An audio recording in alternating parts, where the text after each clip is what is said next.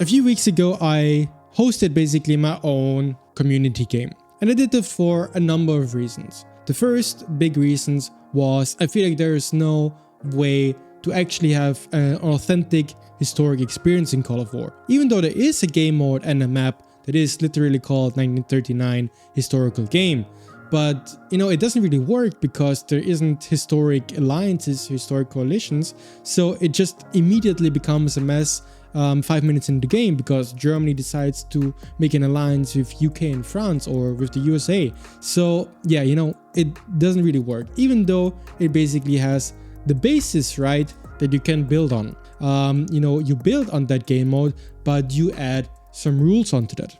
I was actually filled with creativity and motivation to develop a lot of these rules to actually create a really nice, pleasant experience and an historic, authentic experience. So I basically developed this whole rule set with the goal of making this authentic, historic experience. And some of the rules that I implemented, and I really did think a lot about these rules, were a stack limit of 5 units and a complete ban of artillery.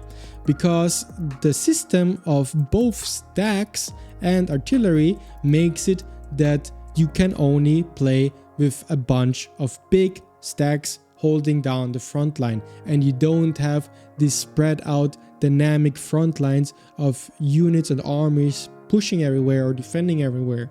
And then I also, of course, wanted to address a big second topic, and that is to potentially be able to reduce the amount of time you need to spend online to actually play competitively. And it's undoubtedly, I think, the biggest challenge in Call of War for the game and the biggest downside.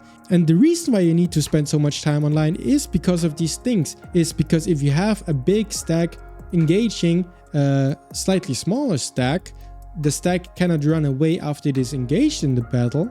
So you always need to make sure that this doesn't happen. And with artillery, it's basically the same thing. Just that, with artillery, it's not just that you might trade extremely poorly in a battle, it might be that you just lose everything for free. So it's basically even worse. And then there's actually planes, and planes are also a big thing why you need to spend a lot of time. Planes are actually almost the worst in the way how far they can reach, how surprising they can engage you, and how quickly they can deal damage and swing the tides of a game. But I feel like with planes, at least you can preemptively prepare a little bit. In our game, we did have the artillery and the stack rules, but we didn't have any rules for planes. But yeah, it still turned out that you basically would also need to address planes in any way, and more to that later. And then, the process of hosting this game was actually a big mess and way more tedious than I would have expected, because people are just a little bit unreliable in Call of War.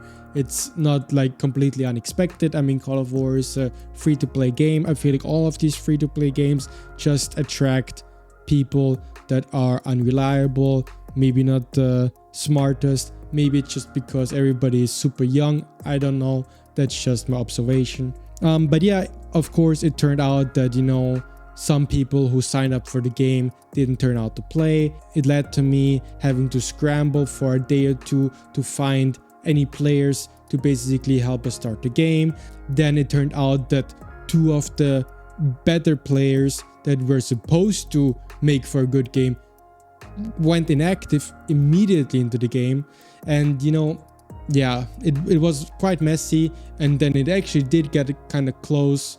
It was close if between Germany and USA. Germany was ahead in troops. The USA was ahead in economy. It got still quite exciting towards the end, but yeah, Germany won against USA, and so we didn't get this massive D-Day invasion or something like that. But I did learn a few things from this game, and the one big thing I learned from this game is that people cannot deal with rules, at least not normal people. The average Call of War player is not super duper good. We all know that, which also means that like the average Call of War player with like a 1 KD is not gonna be able to follow rules very well.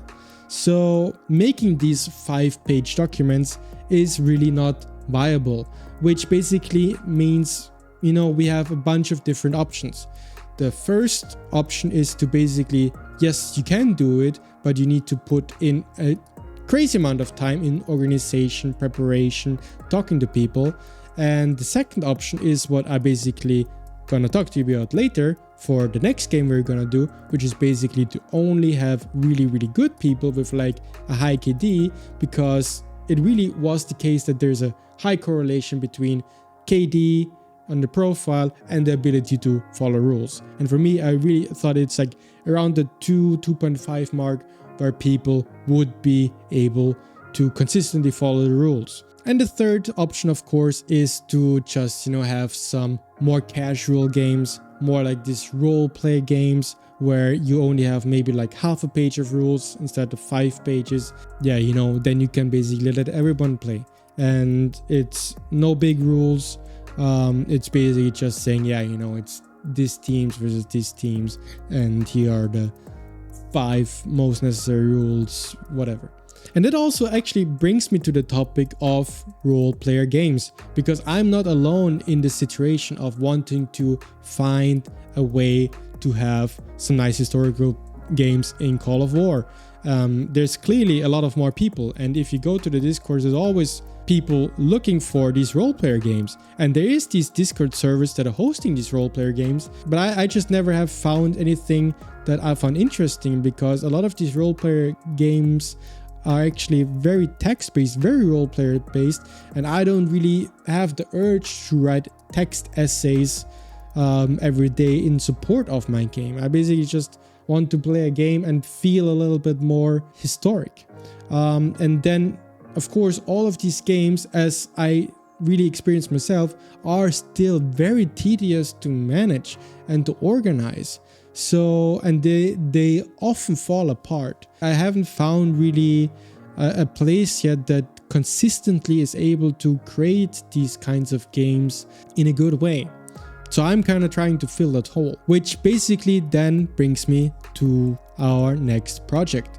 So before I want to try other ideas, I basically want to test the same core combat rules from the last game in a little bit of a different setting, but with just very good players. Like, there should be a limit of like 2.5 KD upwards, because that seems to be like the magical number, and I think then we can have a really cool game. And we just have like 10 players. We have Axis versus Allies, like 4 versus 5, 5 versus 5 on a historical World War map, and I think we can have a great game. And so basically, if you have a 2.5 KD or higher, join the Discord and let's play. And maybe we can start the game in like a few days already, and the game shouldn't last too long. It should be a very fast-paced game. And also basically what we're gonna do in this game, because I said, even banning artillery, even having stack limits did not allow us to reduce the amount of time that people would need to spend online. We are now gonna have like specific time slots for fighting. And in this case, you have to, of course, choose a time zone, and I'm gonna choose like the Central European time zone, where only in this 6 hours between 5 and 11, people are allowed to fight other players. And that actually should allow you to have 3/4 of the day where you don't need to stress about being attacked. And I think that is like the only way we can deal with this, and basically make Call of War be less toxic and have less of a negative effect on people's lives. And I think this is extremely important. And I think this is a problem that needs to be solved, because right now I really do feel like that making this format work is basically very important to me. It is basically what makes me stay engaged with the game. The moment I think that this format is hopeless and is not going anywhere is probably the moment that I stop playing the game and also producing content for it, because it's just not worth it. It's not worth it to play the game if it eats up into your life so much. And it also really makes me question the morality of even promoting it. if I know that there's such a high risk of it damaging people's lives. So yeah, join the Discord if you have some nice skills and you want to play, and help us test this format. I would be very excited, and I will play in it myself. Yeah, see you there.